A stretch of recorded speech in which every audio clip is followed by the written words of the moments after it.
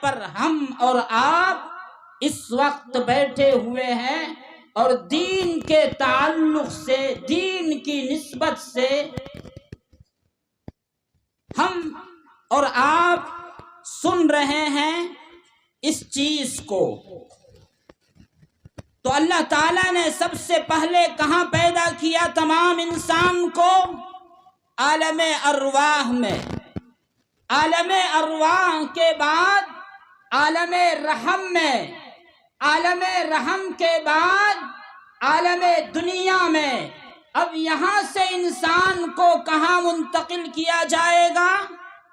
عالم قبر، جس کو عالم برزخ کہا جاتا ہے، اس عالم برزخ کی طرف تمام انسان کو منتقل کیا جائے گا۔ عالم قبر یعنی عالم برزخ۔ اب یہاں پر کوئی اشکال یہ پیدا نہ کرے کہ ہم کو تو جلا دیا گیا تھا دنیا میں، تو ہم قبر میں کہاں گئے؟ ہم تو سمندر میں ڈوب کر کے مر گئے تھے، ہمیں قبر والی زندگی نصیب نہیں ہوئی۔ تو قبر سے مراد عالم برزخ والی زندگی، کہ اللہ تعالیٰ نے دنیا میں تمام انسان کو پیدا کرنے کے بعد یکے بعد دیگرے اپنے اپنے وقت پر پھر اسے عالم برزخ میں منتقل کیا جائے گا۔ عالم برزخ کے بعد اور دو دنیا ہے، اور دو عالم ہے، دو زندگی ہے، جسے عالم محشر کہا جاتا ہے۔ حساب و کتاب کا عالم، روز جزا کا دن، روز قیامت، وہاں پر تمام انسانوں کو اللہ تبارک و تعالی پھر جمع کریں گے اور کہیں گے میں نے تم سے عالم ارواح میں پہلی دنیا میں تم سے عہد لیا تھا کہ تم دنیا میں جا کر کے بہتر عمل کرو گے، اگر تم نے بہتر عمل کیا دنیا میں تو آج کے بعد سے تمہارا ٹھکانہ بہتر ہوگا، اور اگر تم نے دنیا میں بہتر عمل نہیں کیا، اللہ اور رسول کو نہیں مانا، تم نے دیگر خرافات میں اپنے آپ کو ہلاک و برباد کر دیا، اپنی زندگی کو تہس نہس کر دیا، اللہ کے حکم کو نہیں مانا، اسی عالم محشر کے اندر حساب و کتاب لیا جائے گا۔ اب وہاں کے بعد ایک اور زندگی ہے جسے عالم جنت یا عالم جہنم کہا جاتا ہے۔ وہ زندگی ہمیشہ ہمیش والی زندگی ہے۔ کوئی انسان یہ سمجھے کہ ہم ختم ہو جائیں گے، ہلاک و برباد ہو جائیں گے، ہمارا حساب و کتاب نہیں ہوگا، یہ سوچ اور یہ فکر غلط ہے۔ خالدین فیہا ابدا، قرآن کریم نے کہا کہ وہ ہمیشہ ہمیش والی زندگی ہے۔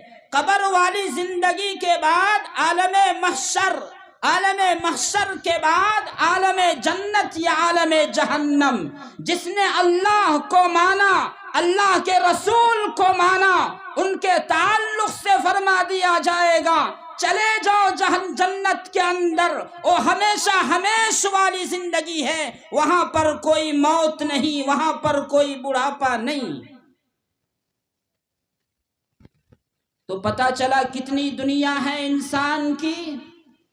عالم رحم، عالم ارواح، عالم ارواح کے بعد عالم رحم، عالم رحم کے بعد عالم دنیا جہاں پر ہم حضرات بیٹھے ہوئے ہیں، عالم دنیا کے بعد عالم برزخ، عالم برزخ کے بعد عالم محشر، عالم محشر کے بعد عالم جنت یا جہنم۔ پتہ چلا 6 یا 7 جگہ انسان کو منتقل کیا جائے گا۔ جی ہاں، میں قرآن کریم کے حوالے سے یہ بات آپ کے سامنے پہنچا رہا ہوں۔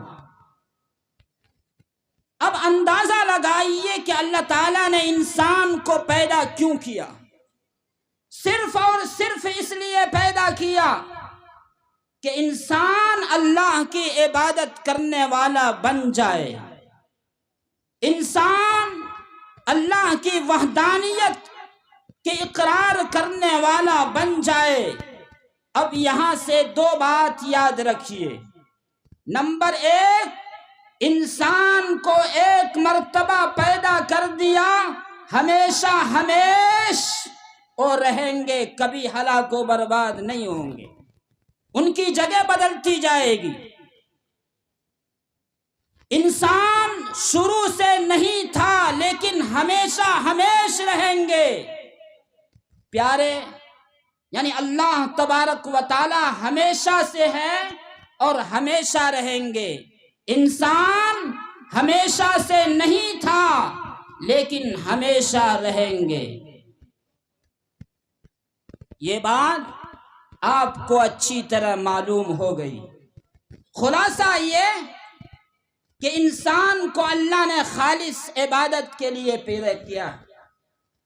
عبادت کے اب صرف یہ مقصد نہ لیا جائے کہ نماز روزہ ہی عبادت ہے، مسجد میں 5 وقتہ نماز پڑھنے یہی عبادت ہے۔ عبادت کے 70 شعبے ہیں۔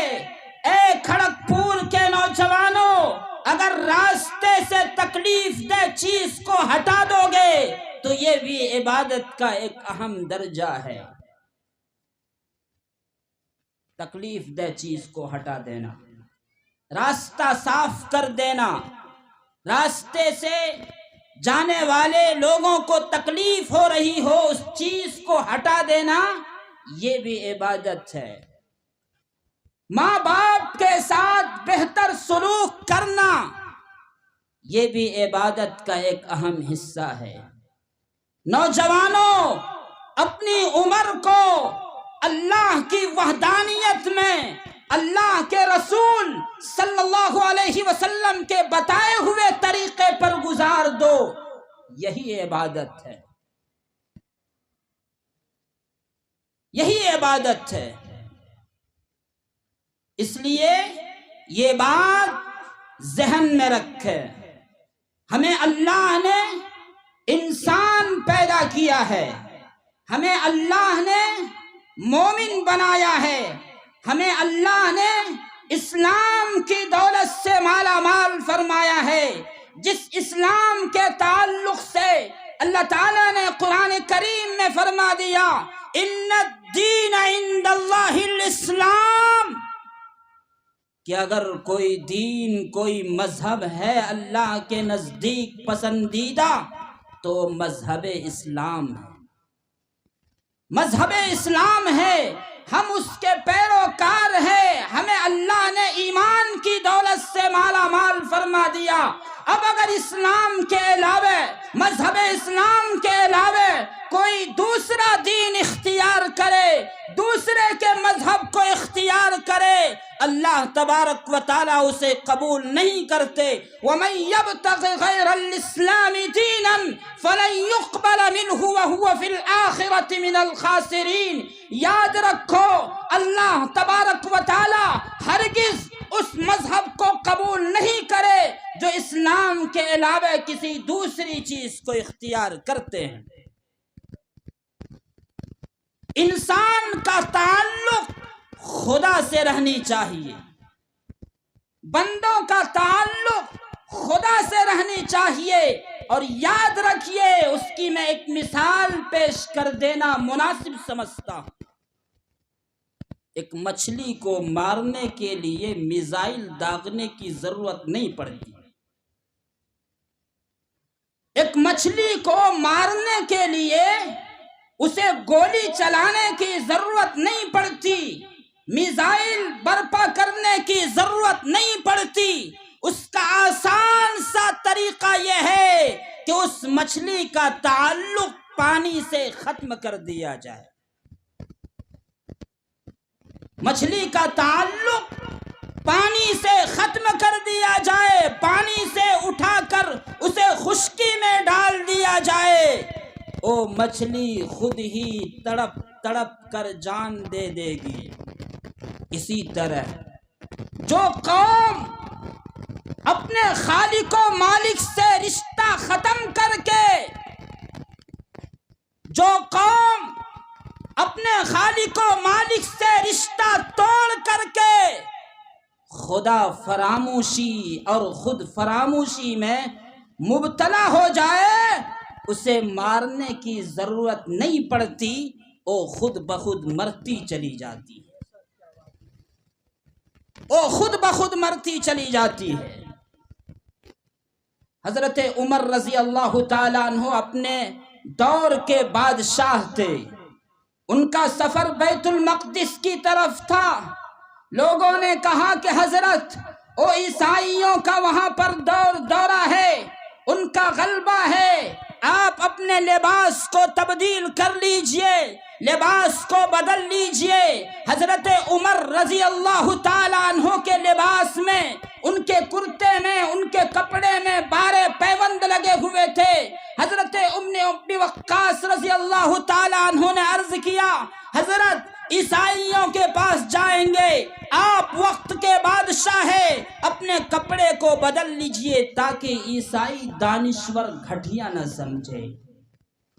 اتنا سننا تھا کہ حضرت عمر فاروق کے تیور بدل گئے، اور بدلا ہی نہیں، نہ جانے کتنوں کی دل کی دنیا بدل ڈالے۔ زمان فاروقی نے وہ جملہ ادا کیا جسے سن کر ہم سب کو سدھرنے کے لیے کافی ہے۔ حضرت عمر نے وہ جملہ کیا کہا تھا، اِنَّا كُنَّا أَذَلَّ قَوْمٍ فَعَزَّنَا اللَّهُ بِالْإِسْلَامِ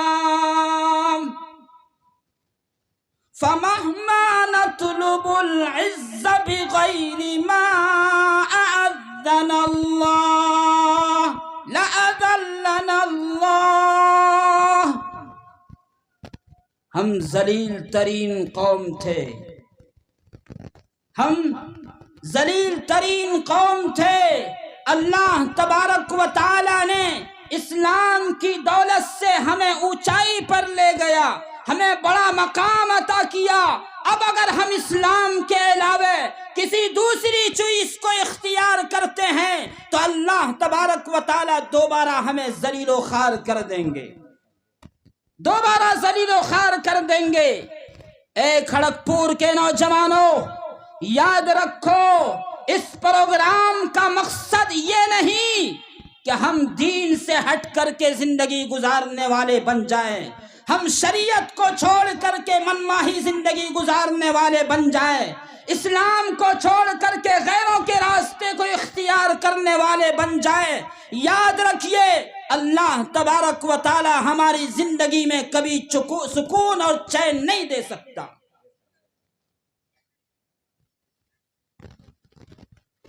دل بدل سکتے ہیں، جذبات بدل سکتے ہیں، دل بدل سکتے ہیں، جذبات بدل سکتے ہیں، دور حاضر کے دن رات بدل سکتے ہیں، ملک کے فکر و خیالات بدل سکتے ہیں۔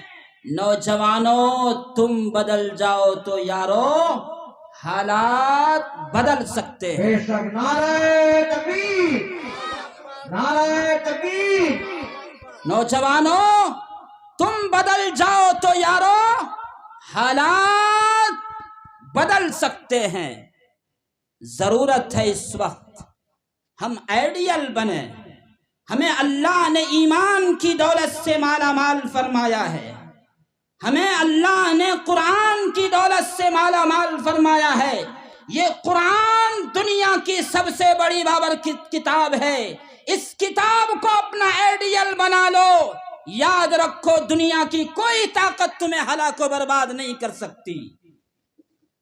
اور یاد رکھو، پیارے آقا صلی اللہ علیہ وسلم جو سب سے بڑا رہبر ہے، دنیا کا سب سے بڑا مقدس انسان، مقدس ہستی اگر کوئی ہے تو ہمارے آقا محمد عربی صلی اللہ علیہ وسلم کی ذات اقدس ہے۔ ان کی آئیڈیل کو کوئی اپنا لے، ان کے طریقے کو کوئی اپنا لے اور وہ ہلاک و برباد ہو جائے، ایسا نہیں ہو سکتا۔ ان سے تو صحابہ کرام نے اس قدر عشق کا مظاہرہ کیا، میں بتا دینا مناسب سمجھتا ہوں۔ نوجوانوں، ہم آئیڈیل کس کو بناتے ہیں؟ اس وقت دنیا میں آئیڈیل یا اس ملک کے اندر آئیڈیل کس کو بناتے ہیں؟ دنیاوی کسی فلمی ایکٹر کو اپنا آئیڈیل بناتے۔ ہمارا آئیڈیل وہ نہیں۔ آقا صلی اللہ علیہ وسلم کے دوست اور ان کے صحابہ تو کس قدر انہوں نے زندگی میں ان سے محبت کر کے ایک نمونہ پیش کیا اور بتا دیا کہ لوگوں، اپنے رسول سے اس قدر محبت کی جاتی ہے، اپنے رسول سے اس قدر عشق کی جاتی ہے، یہ دیکھو۔ اور میں اس کی مثال پیش کر دینا مناسب سمجھتا ہوں۔ ابو محجورہ رضی اللہ تعالیٰ عنہ ایک صحابی رسول ہے، انہوں نے دیکھا، اس نے ایمان قبول اس وقت نہیں کیا تھا، ایمان قبول نہیں کیا تھا، غیر مسلم تھے، یعنی ایمان کی دولت سے کوسوں دور تھے۔ اس نے دیکھا حضرت بلال کو کہ اذان دے رہا ہے، حضرت بلال کو دیکھا کہ اذان دے رہا ہے، بچوں کے ساتھ ابو محجورہ بھی حضرت بلال کا نقل کرنے لگا، کہا او اذان دینے والوں، دیکھو بلال اذان دے رہا ہے، میں بھی اسی کا نقل کر رہا ہوں۔ وہی نقل کرنا شروع کر دیا، محمد الرسول اللہ پر پہنچا۔ آقا نے اس کو دیکھا، کہا ابو محجورہ ذرا قریب آ جاؤ، قریب آ جاؤ۔ کہا کیا معاملہ ہے اللہ کے رسول؟ کہا تم بچوں کے ساتھ اذان دیتے ہو، حضرت بلال کا نقل کرتے ہو۔ کہا قریب آ جاؤ، سینے سے لگایا، ان کے سر پر ہاتھ رکھا، کہا ابو محجورہ پھر وہی کلمہ میں سننا چاہتا ہوں جو کلمہ تم دہرا رہے تھے۔ کہا اشہد ان محمد الرسول اللہ۔ اللہ کے رسول نے ان کے لیے دعائیں کی، دل میں ارادہ کیا، اس نے ایمان قبول کر لیا، اسی حال میں ایمان قبول کر لیا۔ اس کے بعد ابو محجورہ نے پوری زندگی بال نہیں کٹائی۔ لوگوں نے پوچھا گرمی کا موسم ہے، سردی کا موسم ہے، ابو محجورہ ذرا بال کٹا لو، لمبے لمبے بال ہو گئے۔ کہا میں اس بال کو کیسے کٹا سکتا ہوں جس بال پر میرے نبی رحمت کا 2 ہاتھ پڑے ہو اور دستے مبارک پڑے ہو، یہ ابو محجورہ اس بال کو زندگی بھر نہیں کٹا سکتا۔ سبحان اللہ، نعرہ تکبیر، نبی کا دامن نہیں چھوڑیں گے۔ لوگوں، اے نوجوانوں، آؤ میں بتاتا ہوں عشق نبی کیا ہے۔ ایک صحابی رسول ایمان نہیں لایا، اس نے کہا کہ نبی کے دامن میں جا کر کے ہم ایمان قبول کریں گے اور نبی کو جس حال میں دیکھیں گے اسی حال میں ایمان قبول کریں گے۔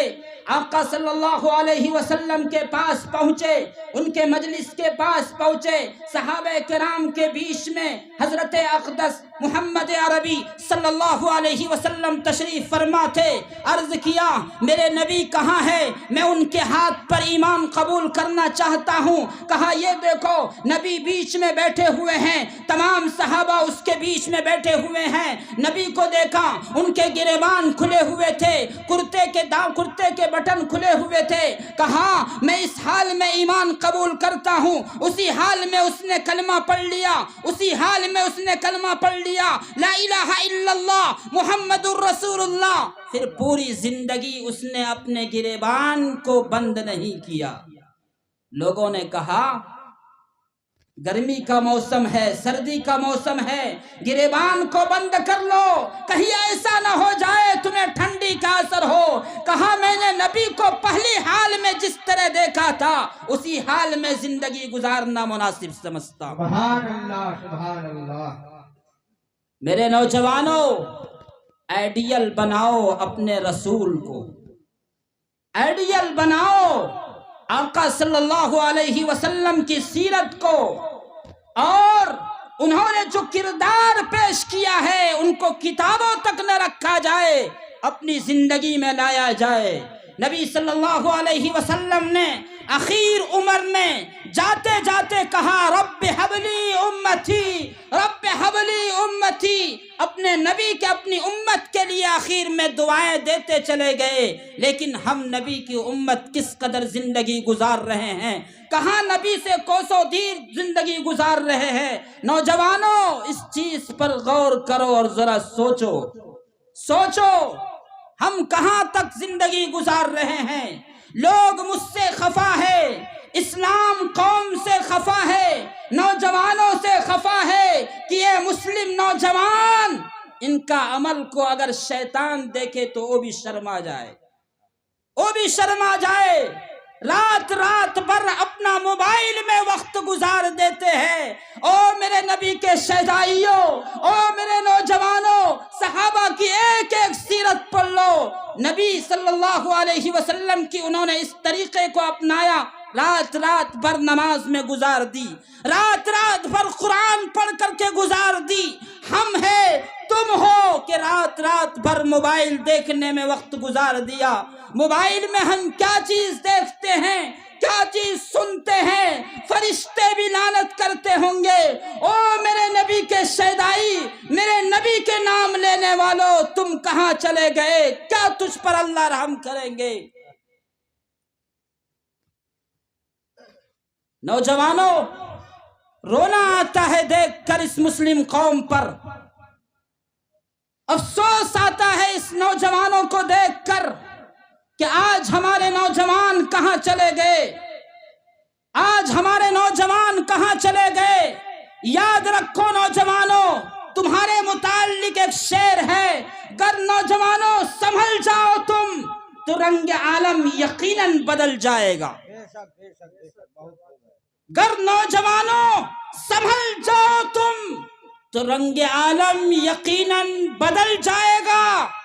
تم ہو غلام نبی، تم ہو غلام نبی، تم ہو بندے خدا، لشکر شیاطین تم سے دہل جائے گا، لشکر شیاطین تم سے دہل جائے گا۔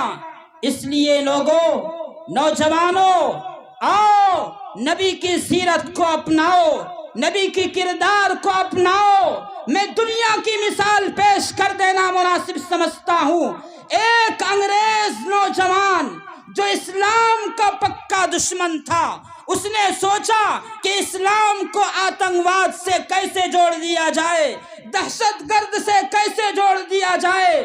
اس نے تقریباً 6 مہینہ کتابوں کا مطالعہ کیا، اسلامی کتابوں کا مطالعہ کیا۔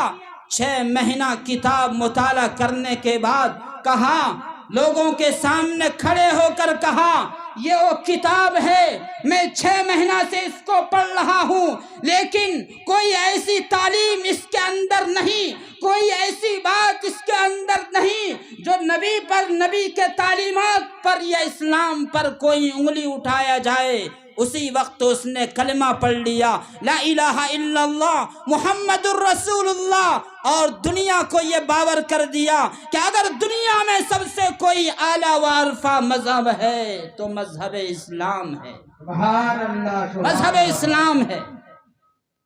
آؤ امریکہ کی ایک خاتون کی بات کر رہا ہوں۔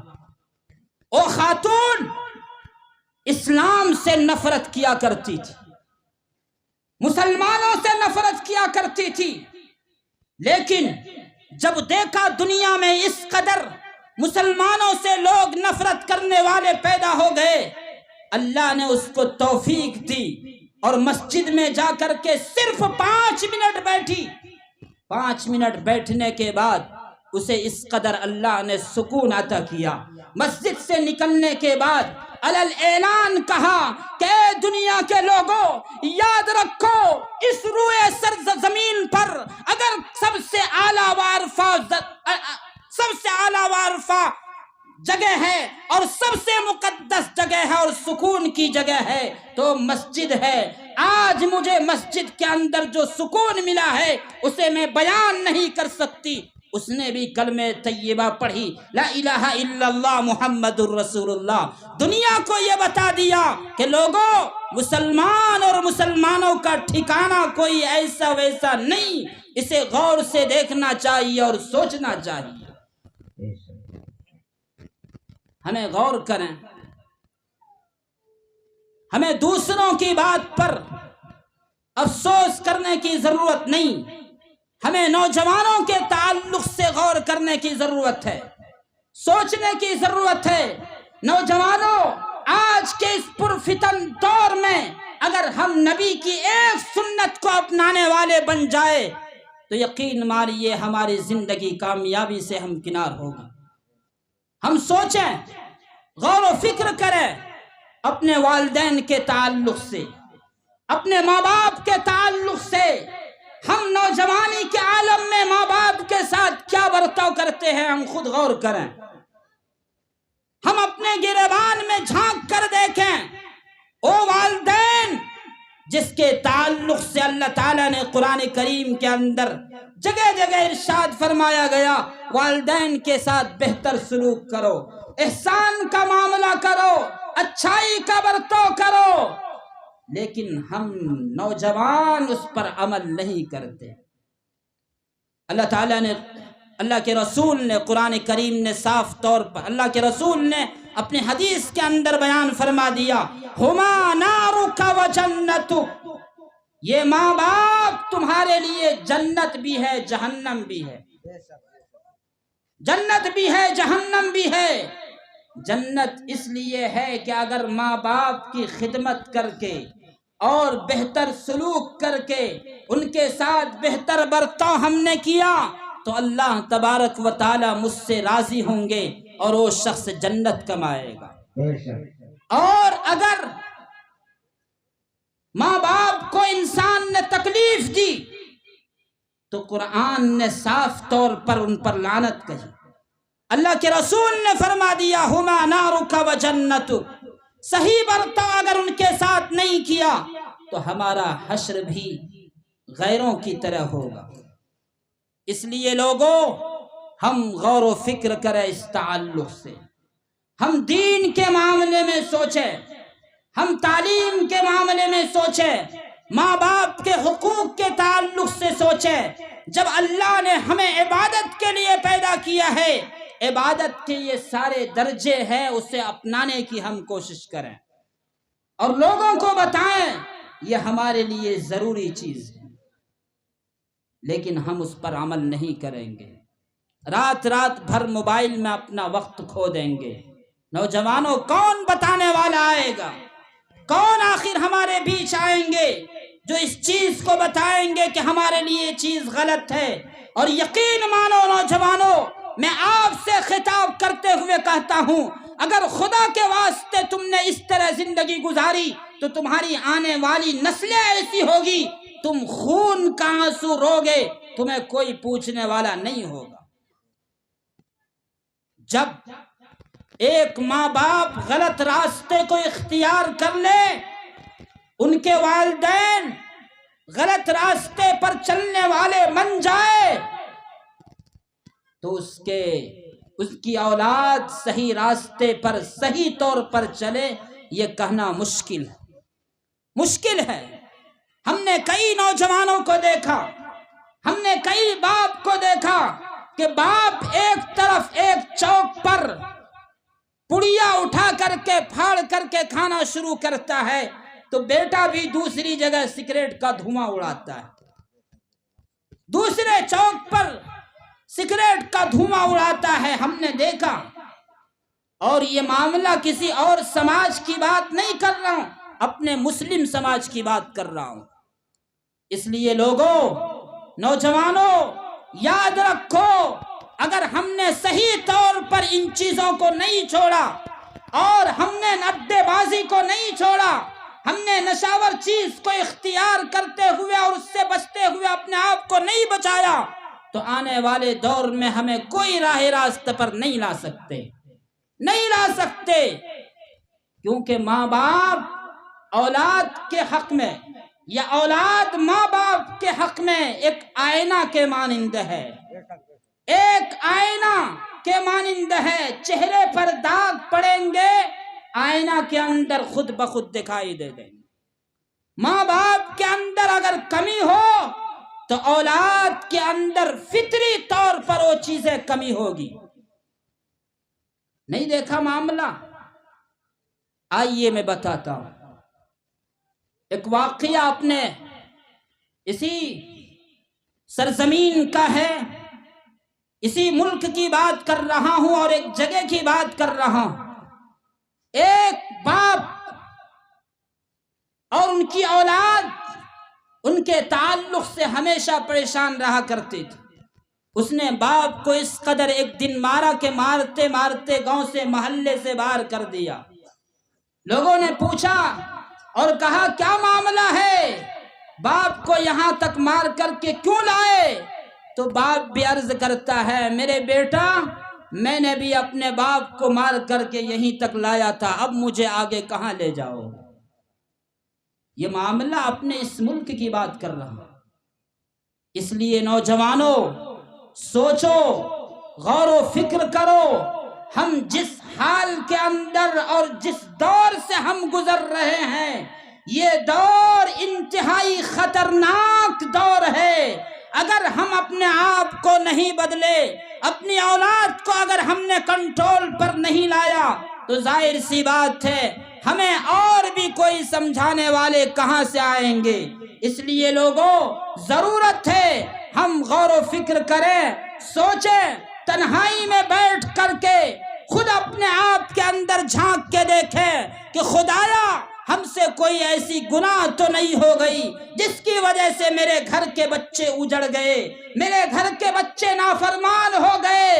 جی ہاں، یہ باتیں میں اس لیے عرض کر دینا مناسب سمجھتا ہوں کہ جس طرح اپنی بچوں کا، اپنی اولاد کا ہر موڑ پر خیال کرتے ہیں، ان کی تربیت کے تعلق سے، ان کی تعلیم کے تعلق سے ہر موڑ پر خیال کرنا انتہائی ضروری اور لازمی ہے، انتہائی ضروری اور لازمی ہے۔ ورنہ قرآن کریم کی آیت یاد رکھیے، یا ایھا الذین آمنوا قوا انفسکم واہلیکم نارا، کہ لوگوں اپنے آپ کو جہنم کی آگ سے بچاؤ، اپنی اولاد کو جہنم کی آگ سے بچاؤ۔ اے لوگوں، اے گارجینوں، میں آپ سے کہتا ہوں ایک اولاد کے اگر جسمانی طور پر کچھ مرض لاحق ہو جائے، مثال کے طور پر کوئی بخار آ جائے، کوئی مرض لاحق ہو جائے، والدین اس کے لیے بے چین ہو جایا کرتے ہیں، ہے میرے بیٹے کو کیا ہو گیا، ماں بے چین ہو جاتی ہے میری اولاد کو کیا ہو گیا۔ ظاہر سی بات ہے اس کے لیے جب بے چین ہو جاتی ہے ماں تو اس کی تربیت کے تعلق سے، اس کی ظاہری بیماری کے علاوہ باطنی بیماری کے تعلق سے بے چین ہونا ہمارے لیے ضروری ہے، بے چین ہونا ہمارے لیے ضروری ہے۔ میری مائیں اور بہنیں یاد رکھو، آپ سے میں خطاب کرتے ہوئے کہتا ہوں آپ بھی گھر کے ایک ذمہ دار شخص ہے، ذمہ دار خاتون ہے۔ خاتون نے اسلام کے تعلق سے جو قربانی پیش کی ہے، وہ قربانی کو اگر ہم پیش کریں تو ہمارے لیے انتہائی ضروری ہے، آج کے دور میں انتہائی ضروری ہے۔ ایک گھر کی خاتون اگر تعلیم یافتہ بن جائے، ایک گھر کی عورت اگر پڑھی لکھی ہو تو اس سے پورا خاندان تربیت یافتہ ہو جائے گی، اور اگر ایک خاتون دین سے دور ہٹ کر کے زندگی گزارنے والی بن جائے تو وہ خاتون پوری گھر کو تباہ و برباد کر دیتی ہے، پورے گھر کو تباہ و برباد کر دیتی ہے۔ اس لیے جب شادی کا موقع ہو، بیاہ کا موقع ہو، لاکھ ان کے مرد یا ان کے خانہ کے ذمہ دار لاکھ منع کرے کہ یہ رسم مت ایجاد کرو، یہ رسم مت چلاؤ، یہ فلاں بدعت گھر کے اندر قائم مت کرو، اس کی کچھ نہیں چلنے والی، کچھ نہیں چلنے والی۔ لیکن اگر دیندار عورت گھر میں پیدا ہو جائے تو ظاہر سی بات ہے پورے خاندان کو اور پوری بدعت و خرافات کو اپنے کنٹرول میں رکھ کر کے قابو کرے گی۔ اس لیے نوجوانوں اس چیز کو غور سے سنیں، ہمارے اندر وہ خاتون اس طرح پیدا ہو کہ ان کے اندر دینداری ہو، دین کے تعلق سے، شریعت کے تعلق سے وہ مر مٹنے والی بن جائے، یہ ہمارے لیے ضروری اور لازمی چیز ہے، لازمی ہے۔ میری مائیں اور بہنوں، یاد رکھو اسلام کے تعلق سے سب سے پہلے قربان ہونے والی، شہید ہونے والی کوئی مسلمان، کوئی اور غیر لوگ نہیں تھے، بلکہ عورت تھی، اور وہ حضرت سمیہ رضی اللہ تعالی عنہا تھی، جنہوں نے اسلام پر قربانی پیش کی۔ اس لیے میری مائیں اور بہنوں، آپ اگر دین کے تعلق سے چاہیں تو انقلاب برپا کر سکتی ہے، اور نبی کے دور میں عورتوں نے، خواتین نے، مائیں اور بہنوں نے انقلاب برپا کیا تھا۔ جی ہاں، ایک جنگ کے موقع پر اللہ کے رسول نے کہا چلو جنگ کے میدان میں کون جائیں گے؟ ایک خاتون جس کے گھر میں کوئی مرد نہیں تھا، اس نے اپنے ایک بچے کو لیا، اللہ کے رسول کو کہا میرے رسول یہ میرا ننھا سا بچہ ہے، اس کو لے کر جنگ کے میدان میں آپ چلے جائیں۔ اللہ کے نبی نے فرمایا او میری بہن، او میری ماں، میں اس بچے کو جنگ کے میدان میں لے جا کر کیا کروں؟ کیا کروں میدان میں لے جا کر کے؟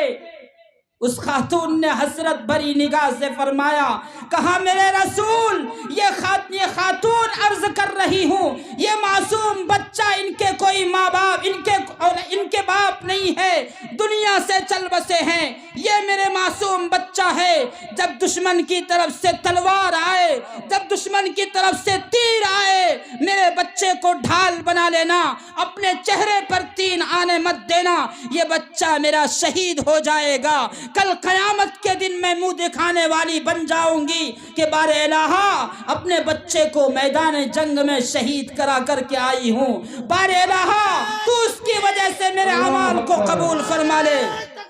اللہ اکبر۔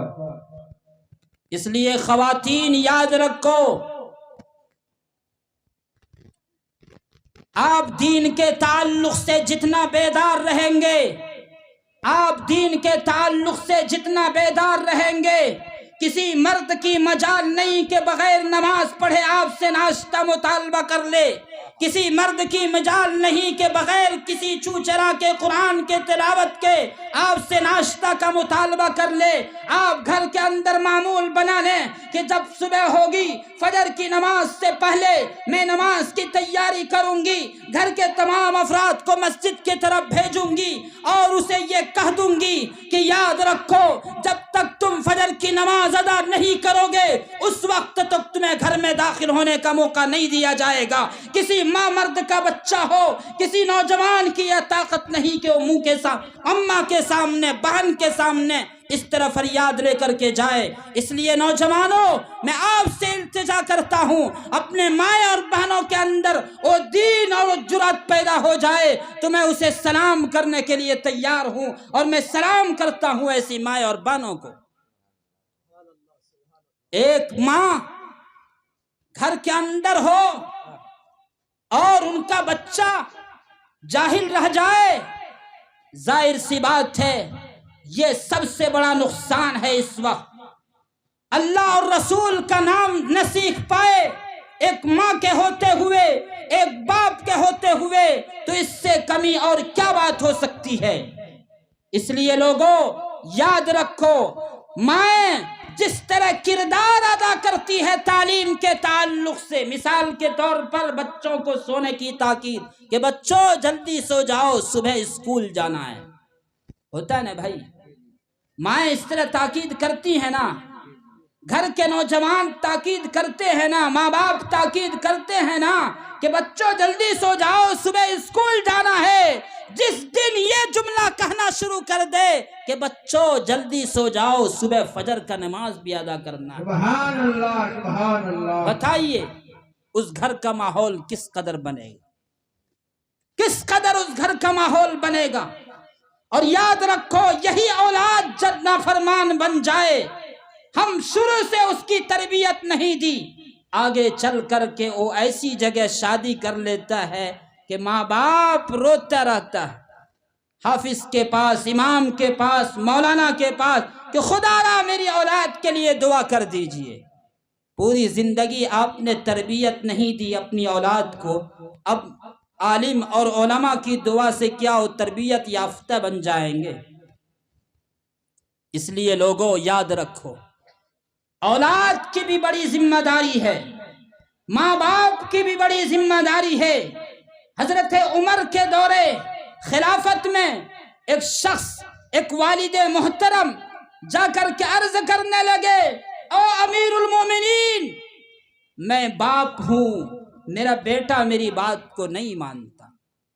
حضرت عمر کھڑے ہو گئے، اپنے مسند سے کھڑے ہو گئے، کہا کہ اب باپ ہے، اب والد محترم ہے، میرے دور میں آپ کی اولاد آپ کی بات کو نہ مانے، یہ میرے لیے بدنصیبی کی بات ہے۔ لوگوں کو حکم دیا، کہا ان کے بیٹا کو بلا کے لاؤ، کون بیٹا نافرمان ہے بلا کے لاؤ۔ جب بلایا گیا، کہا کہ یہ تمہارے والد ہے؟ کہا میرے والد ہے۔ تم اس کے بیٹے ہو؟ کہا میں بیٹے ہوں۔ کیوں نہیں بات مانتے اپنے والد کا؟ کہا میں بات کیسے مانوں، کیسے بات مانوں اپنے باپ کا؟ اس نے مجھے تربیت نہیں دی، اس نے مجھے میرا نام صحیح نہیں رکھا۔ کہا کیا نام رکھا تمہارا؟ کہا میرا نام جعل رکھا ہے، اور جعل کے معنی ہوتا ہے گندگی کے کیڑے، پاخانے کے کیڑے، وہ جعل رکھا ہے۔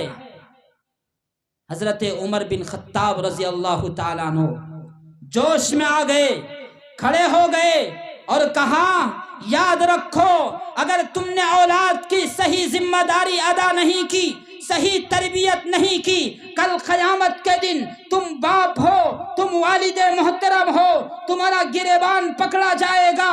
اور یاد رکھو، اگر تم نے صحیح تربیت نہیں کی، ہو سکتا ہے تم کل قیامت کے دن اللہ کے گرفت سے باز نہیں، اللہ کے گرفت سے پھر نہیں سکتے، ان کی گرفت میں تم آ سکتے ہو۔ اس لیے لوگوں، اس لیے مائیں اور باپ یاد رکھو، اپنی اولاد کی تربیت کی ذمہ داری تم پر عائد ہوتی ہے۔ اور یاد رکھو، دنیا کا سب سے عظیم صدقہ یہ ہے کہ اپنی اولاد کو صحیح تربیت دیا جائے، صحیح تربیت دیا جائے۔ ہم دنیا کے ایکٹنگ کو، ہم دنیا کی طرح طرح کے نئی نئی چیزوں کو دیکھ کر اس طرف نام رکھتے۔ ابھی کچھ دن کی بات ہے، ایک صاحب کا معاملہ آیا، جب بیٹی سے پوچھا گیا کہ بیٹی تمہارا نام کیا ہے؟ کہا میرا نام شرکیہ ہے۔ کس نے نام رکھا ہے؟ میرے والد محترم نے رکھا ہے۔ شرکیہ، شرک کرنے والی۔ باپ نے کس طرح نام رکھا اندازہ لگائیے۔ او باپ کس قدر ذمہ داری ادا کرتے ہیں یاد رکھیے۔ اس لیے لوگوں، اولاد کے معاملے میں حساس رہا کیجیے۔ اولاد کے تعلق سے جہاں تک ہو سکے آپ اپنی قربانی کو پیش کیے، اور ضروری ہے قربانی کو پیش کرنا، ورنہ ہم صحیح طور پر اولاد کی اگر تربیت نہیں کی، اولاد جب مجھ سے نافرمان ہو جائیں گے تو اس وقت خون کے آنسو رونے سے کوئی فائدہ نہیں، اور یہ بچپن سے کی جاتی ہے۔ میں اپنے یہاں کا ایک واقعہ بتاتا ہوں۔ ایک چھوٹا سا بچہ 7 سال کی عمر کو نہیں پہنچا، اس وقت سے ان کے ماں باپ نے نماز کی تاکید کی، نماز کی تاکید کی۔ باپ یعنی والد محترم خود مسجد تک جاتے ہیں، اپنے ان دونوں بچوں کو مسجد تک لے جاتے ہیں، اور یہ سلسلہ آج تک جاری ہے۔ بیٹا نوجوان ہو گیا، ایک دن کا معاملہ ہے کہ ان کے والد محترم کہیں سفر میں چلے گئے۔ اب فجر کی نماز میں لے جانے والا کون ہے؟ ظاہر سی بات ہے، بچہ ہے، ڈر جائے گا، کوئی لے جانے والا نہیں۔ اس کی ماں تیار ہوئی اور کہا بیٹا چلو مسجد کی طرف، جب تک تم نماز پڑھتے رہو گے میں مسجد کے گیٹ پر کھڑی رہوں گی۔ دیکھا کہ وہ خاتون مسجد کے گیٹ پر کھڑی رہی، بیٹا جب تک نماز پڑھ کر کے نہیں نکلا وہ عورت ہلی نہیں، اور صاف طور پر اپنے بیٹے کو گھر لے آیا۔ نعرہ تکبیر، اللہ اکبر۔ اس لیے لوگوں، تربیت یوں کی جاتی ہے، تربیت یوں کی جاتی ہے اور نتیجہ یہی ہے کہ ہم نے جب تربیت نہیں کی، ہماری بیٹیاں، ہماری بہنیں غیروں کے ہاتھ میں جا رہی ہیں۔ ارتداد کی ایک ہوا چل پڑی ہے، نہ جانے ان غیروں کے ہاتھ میں کیا رکھا ہے، ظاہری لالچ دے کر کے فلاں تنظیم کی طرف سے کہ ان کی بہنیں مسلمانوں کے خاتون یہاں پر آ جاؤ، نکاح بھی دیں گے، پیسے بھی دیں گے، لالچ بھی دیں گے، جائیداد بھی دیں گے، مال بھی دیں گے۔ یہ ساری چیزیں آفر جب دی جاتی ہے، بیچاری مائیں اور بہنوں کا بیٹیوں کا ایمان اس قدر ڈاواں ڈول ہے کہ ان پیسوں کے چکر میں اپنا مذہب کھو بیٹھتی ہے۔ یہ ایک شہر کی بات نہیں کر رہا ہوں، پورے ملک کی بات کر رہا ہوں۔ وہ نوجوان جنہوں نے اس چیز کو پلاننگ بنایا اور اس کو بہتر انداز میں سازش بنایا، سازش رچا، وہ تمہارے طرح پیبزی نہیں کھیلتا، تمہارے طرح وقت ضائع نہیں کرتا۔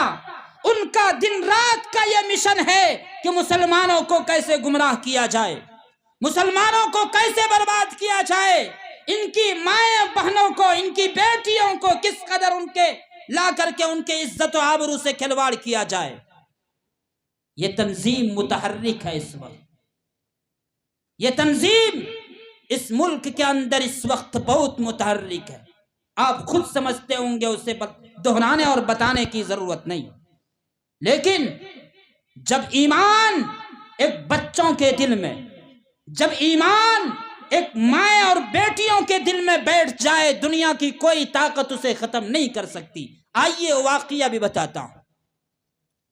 گجرات کے کچھ بھوج کے علاقے میں آج سے تقریباً 20 سال پہلے ایک زلزلہ آیا تھا۔ وہ زلزلہ گجرات کا پوری دنیا نے دیکھا، پوری آبادی تہس نہس ہو چکی تھی، اور اسی آبادی میں ایک کچھ بھوج کا ایک علاقہ ہے، وہاں پر دیکھا کہ سارے مکانات ختم ہو گئے، ساری بلڈنگ تہس نہس ہو گئی۔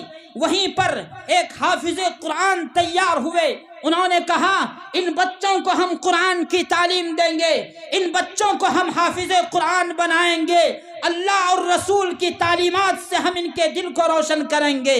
ایک حافظ قرآن تیار ہوا اور بچوں کو دینی تعلیم دینا شروع کیا۔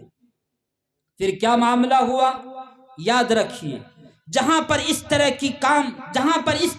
کے فساد ہوتے ہیں، زلزلے ہوتے ہیں یا حادثہ کوئی اس طرح پیش آ جاتے ہیں، ایسے موقع پر تمام تنظیمیں اپنے اعتبار سے کام کرتی ہے، ریلیف کا کام کرتی ہے۔ کوئی تنظیم گھر بنانے کا کام کرتی ہے، کوئی کپڑے دینے کا، کوئی کچھ دینے کا، یعنی راحت پہنچانے کی کام کرتی ہے۔ ایک بہت متحرک تنظیم، اس ملک کی ایک بڑی سنگٹھن اس وقت جو بہت متحرک ہے، اس نے دیکھا کہ یہ بچے قرآن پڑھ رہے ہیں، ایک حافظ قرآن اسے بیٹھ کر کے قرآن کی تعلیم دے رہا ہے، چلو ان کے پاس چلتے ہیں۔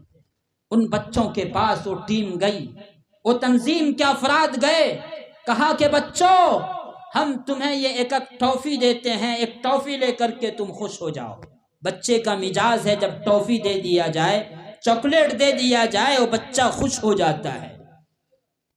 جب بچے کو ٹافی دے دیا، پھر اس کے بعد کہا کہ کپڑے کا تمہیں تھان بھی دیا جائے گا، یہ کپڑے کا تمہیں ایک تھان بھی دیا جائے گا، مگر اس کے لیے شرط ہے کہ میرے مذہب کے تعلق سے تمہیں ایک نعرہ دینا پڑے گا۔ کن سے کہا جا رہا ہے؟ بچوں سے کہا جا رہا ہے، بچوں سے کہا جا رہا ہے کہ میرے مذہب کے تعلق سے تمہیں ایک نعرہ دینا پڑے گا۔ اور نعرہ ایسا ہے کہ اگر اس نے لگایا بچوں نے تو ایمان اس کا سلب ہو جائے گا، ختم ہو جائے گا۔ حافظ قرآن تھے، کہا کہ بیٹا کیا تم نعرہ دینا پسند کرتے ہو؟ کیا ایمان کو سلب کرنا تمہارے لیے مناسب ہے؟ کہا اس سے ایمان چھن جائے گا، کفر کی طرف مائل ہو جاؤ گے۔ اس بچوں نے فوراً ارادہ کیا، ٹافی کو کھایا نہیں، ان کے چہرے پر پھینک دیا اور کہا کہ ایک ٹافی کے بدلے تم میرا ایمان سلب کرنا چاہتا ہے، کہاں ہو تم؟ میں تو اس کا شیدائی ہوں، ان کا کلمہ پڑھنے والا ہوں، لا الہ الا اللہ محمد الرسول اللہ، میرے ایمان کو کوئی سلب نہیں کر سکتا، سبحان اللہ، نعرہ تکبیر، سلب نہیں کر سکتا۔ وہ تنظیم کے افراد دنگ رہ گئے، کہا قرآن کی یہی تعلیم ہے، قرآن کی یہی تعلیم ہے، نبی کی یہی تعلیمات ہے۔ جس دن مسلمانوں کے یہ بچے قرآن سے ہٹ جائیں گے، دین سے ہٹ جائیں گے، دنیا کی ساری برائیوں کے اندر اسے مبتلا کرنا آسان ہو جائے گا۔ آزادی کے موقع پر ایک انگریز نے اسی طرح ارادہ کیا، پانی پت کے ایک مدرسے میں گیا اور کہا جتنے مسجد کے اندر قرآن ہے سارے کو جلا ڈالو۔ قرآن کو اٹھانا شروع کیا، مدرسوں سے اٹھایا، کہا او انگریزوں اس قرآن کو جلا کر کیا کرو گے؟ کہا مسلمانوں کا جب قرآن ختم ہو جائے گا ان کا دین بھی مٹ جائے گا۔ ایک حافظ قرآن تیار ہوا، کہا ان بچوں کو جس کے سینے میں قرآن ہے، قرآن تو جلا ڈالو گے، ان بچوں کے سینے کو کہاں ڈالو گے؟ کہاں تک جلاؤ گے؟ کیا ایمان یہیں پر ختم ہو جائے گا؟ وہ انگریز بھی دنگ رہ گیا کہ مسلمانوں سے قرآن کو چھینا جا سکتا ہے مگر اس کے اسلام اور اس کے ایمان پر ڈاکہ نہیں ڈالا جا سکتا۔ اس لیے لوگوں، میری مائیں اور بہنوں، آپ یہ ارادہ کر کے جاؤ، نوجوانوں یہاں سے اٹھ کر کے جانا اور اٹھنے کے بعد یہ ارادہ کرنا کہ آئندہ کل سے ہم شریعت کے پابند ہو کر زندگی گزاریں گے، ہم قرآن سے لو لگا کر زندگی گزاریں گے، ہمارا رشتہ مسجد سے ہوگا، ہمارا رشتہ قرآن سے ہوگا، ہمارا رشتہ صاحب قرآن سے ہوگا۔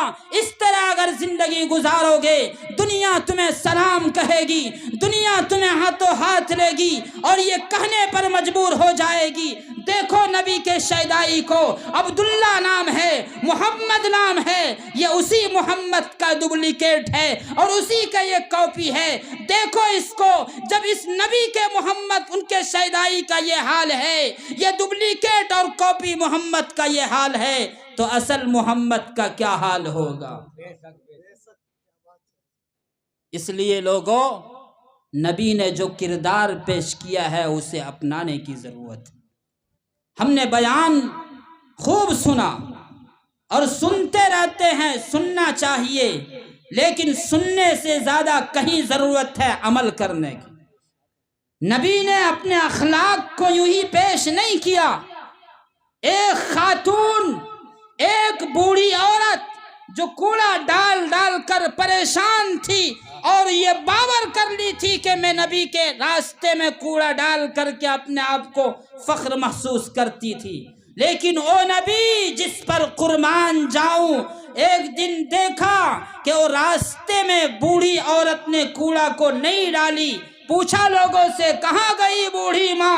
کہا تو بیمار پڑی ہوئی ہے، کہا چلو اس کے گھر پہ عیادت کرنے چلتے ہیں، دیکھا بوڑھی ماں سوئی ہوئی ہے، پوچھا بوڑھی ماں کیا تمہیں دوائی کی ضرورت ہے؟ کہا نہیں بیٹا دوائی کی ضرورت نہیں، رونے لگی، چلانے لگی، کہا میں تو تیرا دشمن تھی، میں تو تیرے راستے میں کوڑے ڈالا کرتی تھی، لیکن اخلاق کے اس قدر اعلیٰ پیمانے پر تم پہنچو گے مجھے یقین نہیں تھا۔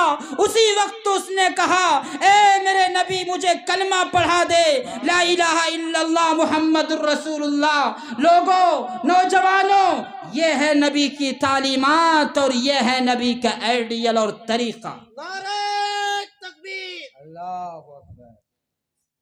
اس لیے لوگوں، ہم غور کریں، ہم سوچیں، تعلیم کے میدان میں ہم کس قدر بکھرے ہوئے ہیں، ہم اس پر بھی غور کریں۔ کہاں ہیں ہم؟ چاہے دین کے تعلق سے ہو یا اسی طرح دنیاوی تعلیم کے تعلق سے ہو، ہم کوسوں دور ہے، اس وقت کوسوں دور ہے۔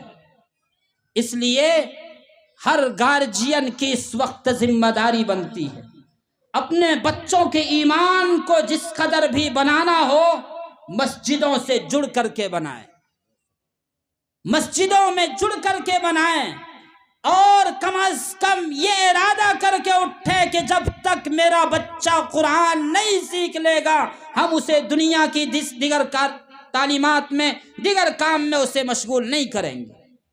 میری مائیں اور بہنیں آپ بھی ارادہ کریں کہ جب تک گھر کا ایک ایک فرد قرآن پڑھنے والا نہ بن جائے، دین سیکھنے والا نہ بن جائے، اس وقت تک میرے گھر کا کوئی بھی فرد دوسرا کام نہیں کرے گا۔ یہ ارادہ کر کے اٹھیں گے تو بڑا فائدہ ہوگا، لیکن یہ کریں گے نہیں۔ کیوں؟ بیچاری عورتیں جو ہوتی ہیں وہ تو انتہائی ناشکرا ہوا کرتی۔ اللہ کے رسول نے فرمایا کہ کل دوزخ کے اندر عورتیں عام طور پر جہنم میں جلے گی۔ کیوں جلے گی؟ اس بنیاد پر جلے گی کہ شوہروں کی نافرمانی بہت کرتی ہے، بہت زیادہ نافرمانی کرتی ہے، ناشکرا بہت ہوا کرتی ہے۔ یعنی عید کے اندر اچھا کپڑا دلا دیجئے ان کو، پھر بھی کہے گی آپ کی زندگی میں کوئی سکون مجھے ملا ہی نہیں، کوئی کپڑا آپ نے دیا ہی نہیں، کوئی سکون نہیں دیا۔ یہ ایک عجیب بات ہے، عورتیں اپنے گھر کے شوہروں کو نہیں مانتی، ہاں دوسرے کے ضرور قائل ہو جاتی۔ ایک عورت کا واقعہ ہے، اس نے اپنے شوہر سے، ان کے شوہر ماشاءاللہ بزرگ آدمی اللہ کے ولی تھے، کہا کہ آپ اللہ کے ولی تھوڑو ہیں، اللہ کے ولی میں نے فلاں آدمی کو دیکھا کہ وہ آسمان میں اڑ رہا تھا، فلاں بزرگ تھے آسمان میں اڑتا ہوا جا رہا تھا۔ تو ان کے شوہر نے کہا کہ ارے پگلی، وہ تو میں ہی اڑ رہا تھا، کوئی اور تھوڑو تھا، میں ہی اڑ رہا تھا، آسمان کے اندر اڑتا ہوا جا رہا تھا۔ اب دیکھیے بیوی یہاں پر بھی قائل نہیں ہوتی، کہا اچھا اسی وجہ سے آسمان میں اڑنے کا انداز بھی ٹیڑھے میڑھے تھا، ٹھیک سے آپ نہیں اڑ رہے تھے۔ بھائی سمجھے کہ نہیں کچھ سمجھے؟ وہاں پر بھی ان کی ناشکری کر بیٹھی، وہاں پر بھی ان کو اللہ کی ولی نہیں مانی۔ جب اپنی بات آ گئی تو اسی لیے میری مائیں اور بہنوں، ضرورت ہے ہم اسلام کو سمجھیں، ہم شوہر کی قدر کرنے والے بنیں۔ اور یاد رکھو اللہ کے نبی نے یہاں تک فرما دیا کہ اگر اللہ کے بعد کسی کو سجدہ کرنے کا حکم دیا جاتا تو بیویوں سے کہا جاتا کہ اپنے شوہروں کو سجدہ کیا کرو، لیکن سجدہ اسلام میں اللہ کے علاوہ کسی کے لیے جائز نہیں۔ تو اسی سے اندازہ ہوتا ہے شوہر کی کس قدر عزم و عظمت، کس قدر عظمت ہے۔ اس لیے میری مائیں اور بہنیں ذرا غور کریں اس تعلق سے، ہم سوچیں، ہم غور و فکر کریں، ہر فرد اور ہر گھر کے ذمہ دار یا محلے کے ذمہ دار ایک پلاننگ کے تحت اپنے محلے اور سماج کو آگے لے جاتے ہیں۔ ہر تنظیمیں، ہر ادارے والے ایک پلاننگ کے تحت اپنے کمپنی کو آگے لے جاتے بڑھاتے ہیں، لیکن ماں باپ نے، گھر کے گارجین نے کبھی نہیں سوچا کہ اپنے بچوں کو ایک پلاننگ کے تحت کیسے تعلیم دیا جائے، کبھی نہیں سوچا۔ اگر ہم سوچے ہوئے ہوتے تو آج تعلیم کے اعتبار سے سب سے آگے ہم ہوتے، سب سے آگے ہوتے۔ اس لیے لوگوں، آج اگر کوئی اشکال پیدا کرے میرے پاس ذرائع نہیں، پیسے نہیں، ہم کہاں سے بچوں کو تعلیم دلوائیں گے، یاد رکھو میں اس ملک کی بابائے میزائل کی بات کرتا ہوں، APJ عبد الکلام کی بات کرتا ہوں۔ وہ کوئی اعلیٰ اور اچھے گھر کے تعلق رکھنے والے افراد نہیں تھے، فرد نہیں تھے، ایک غریب انسان کے باپ، ان کے والد محترم انتہائی غریب، اور کوئی مال و دولت کے مالک نہیں تھے۔ تعلیم کے میدان میں جب آگے آئے اور اس قدر آگے بڑھے کہ ایک مرتبہ ایسا ہوا پڑھنے کے فیس ان کے پاس نہیں تھے، پڑھنے کے لیے پیسے نہیں تھے، فیس بھرنے کے لیے اسکول میں پیسے نہیں تھے، روپیے نہیں تھے، اپنی بہن سے التجا کی کہ او میری بہن، یاد رکھو تمہارے ہاتھ کے اندر یہ جو ہاتھ میں پہنی ہوئی زیور ہے، اس زیور کو تم نکال کے دے دو تاکہ میں تعلیم حاصل کروں اور آگے بڑھ جاؤں۔ اس بہن کو بھی میں سلام کرتا ہوں۔ اس بہن نے اپنے ہاتھ سے زیورات کو نکالی، اپنے بھائی محترم کو دے دیا اور کہا یہ لے جاؤ، اگر تم پڑھ کر کے راشٹرپتی بن جاؤ گے، ہندوستان کے سب سے اعلیٰ ڈگری پر پہنچ کر کے اعلیٰ عہدہ حاصل کرو گے، تو میں ایک زیور کیا ہزاروں زیور میرے زندگی میں آ سکتی ہے۔ اور یہ کر کے دکھایا اس نے، سبحان اللہ، یہ کر کے دکھایا۔ اس لیے لوگوں، نوجوانوں، میں بار بار آپ سے کہتا ہوں، قرآن کی اس تعلیمات کو اپناؤ جسے اللہ تعالیٰ نے اور اللہ کے رسول نے صاف طور پر اعلان کر دیا کہ مذہب اسلام کو چھوڑ کر کے غیروں کے راستے کو اختیار کرو گے، مذہب اسلام کو چھوڑ کر کے دین سے ہٹ کر کے دوسرے کے طریقے کو اختیار کرو گے، جائز اور ناجائز نہ سمجھ کر کے کسی حرام چیز میں مبتلا ہو جاؤ گے، اسی کے ساتھ زندگی گزارو گے، تو یاد رکھو گے تمہیں کامیابی کبھی نہیں مل سکتی، کبھی نہیں کامیابی مل سکتی۔ اس لیے ضرورت ہے ہم قرآن پر عمل کرنے والا بنیں، صاحب قرآن سے لو لگانے والا بنیں، ہم ایک اللہ کی وحدانیت اور اللہ کے رسول کا اقرار کرنے والے بنیں۔ یہ ہمارے لیے انتہائی ضروری ہے، یہ ہمارے لیے انتہائی ضروری ہے، ورنہ یاد رکھیے اگر اسی لاپرواہی کے ساتھ ہم زندگی گزارتے چلے گئے تو ہمیں کون سمجھانے والا آئے گا؟ کیا ہمارے بیچ اب نبی آئیں گے؟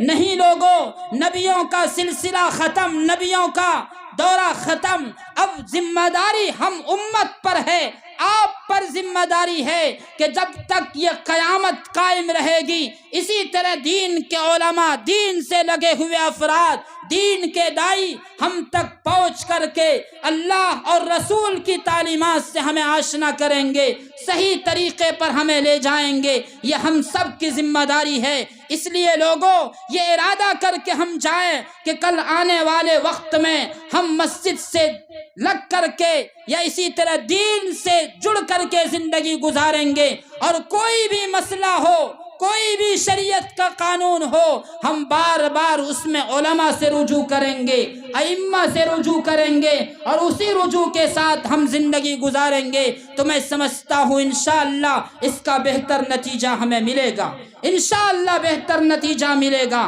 آج دیکھیے، خود اندازہ لگائیے، ابھی 2-4 دن کی بات ہے، کرناٹکا کی سرزمین پر ہماری بہنوں کے ساتھ کیا معاملہ ہوتا ہے، لیکن میں جرأت کر سلام کرتا ہوں ان کی جرأت پر، اور انہیں سلام کرتا ہوں، لاکھ بار انہیں سلام کرتا ہوں کہ ان کے اندر ایمانی قوت ہے کہ آج کے اس پرفتن دور میں بھی نقاب جیسے اسلامی شریعت کو اور اسلامی نفاذ کو اپنے سینے سے لگائے بیٹھی ہے، اور سر سے دوپٹہ کو ہٹنے نہیں دیا، صرف اس ناطے کہ کل قیامت کے دن ہم جب مر جائیں گے، فاطمۃ الزہرا رضی اللہ تعالیٰ عنہا کو کیا دکھائیں گے؟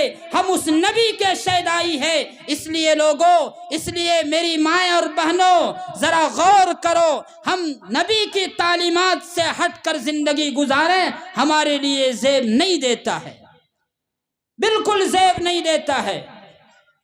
ہم یہ بھی ارادہ کریں کہ کل آنے والا کوئی بھی گھر کا فرد ہو، کوئی بھی گھر کا بچہ ہو، ہمیں اسے قرآن کی تعلیمات سے آراستہ کرنا ہمارے لیے ضروری ہے۔ ایک واقعہ سنا دو اس تعلق سے۔ ایک شخص انتہائی گنہگار تھا، لیکن جب وہ دنیا سے جا رہا تھا، اس کی ماں حمل سے تھی، یعنی اس کی بیوی حمل سے تھی، اور اسی کے بیچ اس نے یہ وصیت کر دیا کہ میں تو انتہائی گنہگار ہوں، میرے پاس کوئی بہتر عمل نہیں ہے جس کی وجہ سے مجھے اللہ تبارک و تعالی بہتر بدلہ عطا کرے، لیکن ہاں یاد رکھنا، تمہارے مادر پیٹ کے اندر جو بچہ پل رہا ہے اسے پہلی فرصت میں پیدا ہونے کے بعد، کچھ ہوش سنبھالنے کے بعد اسے مدرسے میں داخلہ کرا دینا، مدرسے میں داخلہ کرا دینا، کسی مکتب میں جا کر کے قرآن کی تعلیم دلا دینا، وہ شخص دنیا سے چل بسا، دنیا سے چل بسا۔ جب معاملہ آیا کہ اسے جہنم میں لے جانے کا حکم دے دیا، فرشتوں کو اللہ نے حکم دیا، اے فرشتوں جاؤ اسے جہنم کی طرف لے جاؤ۔ پھر کچھ دیر کے بعد اللہ تعالیٰ نے کہا نہیں، اسے جہنم میں نہیں بلکہ جنت کی طرف لے جاؤ، جنت کی طرف لے جاؤ۔ تو فرشتوں نے کہا بار الہ، ابھی تو آپ نے کہا کہ اسے جہنم کی طرف لے جاؤ، پھر آپ نے دوبارہ کہا کہ اسے جنت کی طرف لے جاؤ، کیا معاملہ ہے؟ وجہ کیا ہے؟ کہا وجہ یہ ہے کہ جس دن یہ انتقال ہوا تھا، جس دن یہ مرا تھا، اسی دن اپنی بیوی سے اس نے یہ وصیت کی تھی کہ میں جب مر جاؤں میرے بچے کو قرآن کی تعلیم دے دینا۔ آج ان کا بچہ مکتب میں بیٹھ کر کے قرآن سیکھ رہا ہے اور وہاں پر کہہ رہا ہے بسم اللہ الرحمن الرحیم، تتلاتی زبان میں کہہ رہا ہے شروع کرتا ہوں اللہ کے نام سے جو بڑا مہربان ہے، نہایت رحم والا ہے۔ اے فرشتوں تم گواہ رہو، جن کا بیٹا مجھے رحمان اور رحیم کہہ کر پکار رہا ہو، میں ان کے والد محترم کو جہنم میں بھیج دوں، یہ میرے شان کے خلاف ہے۔ نعرہ تکبیر، یہ میرے شان کے خلاف ہے۔ اس لیے لوگوں، بچوں کو قرآن کی تعلیم دلانا ہمارے لیے انتہائی ضروری ہے۔ کیا آپ نے قرآن کریم کے تعلق سے اس حدیث کو نہیں سنا؟ من قرأ القرآن وعمل بما فيه البس والداه تاجا یوم القیامہ، کہ کل قیامت کے دن حافظ قرآن سے کہا جائے گا، قرآن سے کہا جائے گا، ان کے والدین سے کہا جائے گا کہ انہیں سورج کی روشن تاج سے زیادہ نوازا جائے گا۔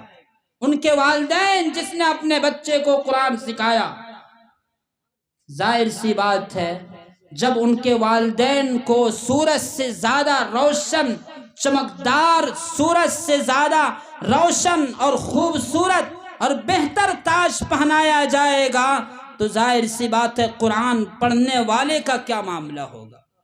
اندازہ لگائیے، اندازہ لگائیے۔ اس لیے لوگوں، ضرورت ہے اپنے بچوں کو زندگی سنوارنا، اپنے عورتوں کے گھر کا ماحول بنانا، اپنے نوجوانوں کو سنبھالنا، اس کو صحیح تعلیم دلانا۔ اس سے بڑی بات اور کیا ہو سکتی ہے؟ کیا ہو سکتی ہے؟ اس لیے لوگوں، ان چیزوں پر ہمیں غور کرنے کی ضرورت ہے۔ اللہ تعالیٰ نے جو ہمیں پیدا کیا ہے، اس پیدائش کا مقصد یہ ہے کہ ہم عبادت کرنے والے خود بن جائیں، ہمارے لیے انتہائی ضروری ہے، اور مقصد ہی صرف یہ ہے کہ ہم عبادت کرنے والے بن جائیں۔ عبادت کے بے شمار طریقے ہیں، لوگوں سے معاملہ کرنا ہے، لوگوں سے کس طرح سلام کرنا ہے، لوگوں سے کس طرح اخلاق پیش کرنا ہے۔ ایک اندازہ اس طرح لگائیے، نبی کی ایک بات کو آپ کو نے جو سنا اور جو سنتے رہتے ہیں، اس کو اپنی زندگی میں لانے کی کوشش کیجیے، اپنی زندگی میں لانے کی کوشش کیجئے۔ لوگوں، اگر اس طرح ہم عمل کرنے والے بن جائیں تو میں سمجھتا ہوں ہمارے لیے یہاں بیٹھنا، ہمارے لیے یہاں سننا دونوں فائدہ ہوگا، اور کل قیامت کے دن کم از کم ہم یہ کہہ سکے کہ ایک عالم دین کی بات کو سن کر کے، نبی کی کلمات کو سن کر کے، نبی کی تعلیمات سن کر کے ہم نے اپنی زندگی کو بنایا تھا۔ بار الہ، میں آپ سے طلبگار ہوں، میں اس پر جو عمل کیا ہوں اس عمل کے بدلے میرا ٹھکانہ بہتر لگا دے، میرا ٹھکانہ بہتر لگا دے۔ یہ سوچ اور یہ فکر لے کر اٹھیں گے، میں سمجھتا ہوں ہمارے زندگی کے اندر انقلاب برپا ہوگا، ہمارے زندگی کے اندر انقلاب برپا ہوگا۔ لوگوں، مقصد یہی ہے، یہ نہ سوچیں کہ ہماری آنکھ بند ہو جائے گی تو دنیا کی ساری چیزیں ہم سے ختم ہو جائے گی۔ یقیناً دنیا کی ساری چیزیں ختم ہو جائے گی، لیکن کل قیامت کے دن جو آخری دور ہے، آخری دنیا ہے جس کو روز محشر کہا جاتا ہے، وہاں پر ہم سے حساب و کتاب لیا جائے گا۔ پوچھا جائے گا ہم سے، نوجوانوں تمہیں ہم نے جوانی دی تھی، اس جوانی کو تم نے کہاں صرف کیا، کہاں ختم کیا؟ اس جوانی کو تم نے کہاں ختم کیا؟ اس لیے اس حساب و کتاب سے ہمیں ڈرنا ہے لوگوں، اس حساب و کتاب سے ہمیں غور و فکر کرنا ہے، اس تعلق سے ایک قدم ہم آگے اور پیچھے نہیں بڑھا سکتے جب تک اللہ تبارک و تعالی بہتر معاملہ میرے ساتھ نہ کر دے۔ اس لیے لوگوں ہمیں غور کریں، ہمیں محلے کے ماحول کو بدلنا ہے، معاشرے کے ماحول کو بدلنا ہے۔ ایک نوجوانوں کی ایک ٹیم ایسی تیار کرنی ہے کہ وہ نوجوان متحرک رہے، علماء سے جڑے رہے، دین کے تعلق سے جڑے رہے، اور سمجھے اور سمجھانے کی بات ہر جگہ ہو۔ کہیں اگر موبائل سے راتوں رات نوجوان اپنے وقت کو لگا رہے ہو تو اسے بھی ہمیں سمجھانے کی ضرورت ہے، اسے بھی بتانے کی ضرورت ہے۔ اگر جو والدین اپنے بیٹے کو خود آنکھوں سے دیکھ رہا ہے کہ میرا بیٹا دن رات موبائل کے چکر میں اپنی زندگی کو برباد کرتا ہے، تو اس والدین کو کھڑا ہونا ضروری ہے۔ اس والدین سے اگر وہ بیٹا نہیں سنبھلتا ہے، محلے کے نوجوانوں سے، محلے کے معاشرے